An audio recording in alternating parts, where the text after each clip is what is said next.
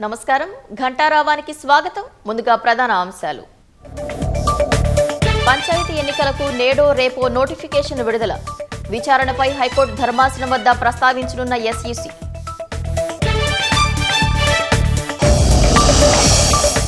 విద్యుత్ శాఖ అంశాలే ప్రధాన అజెండాగా నేడు రాష్ట్ర మంత్రివర్గ భేటీ.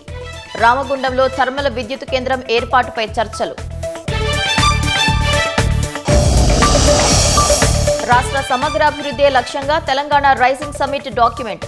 ఇవాల్టి నుంచి శాఖల వారీగా సమీక్ష నిర్వహించనున్న సీఎం రేవంత్ రెడ్డి. నేడే స్వయం సహాయక సంఘాలకు వడ్డీ లేని రుణాల పంపిణీ.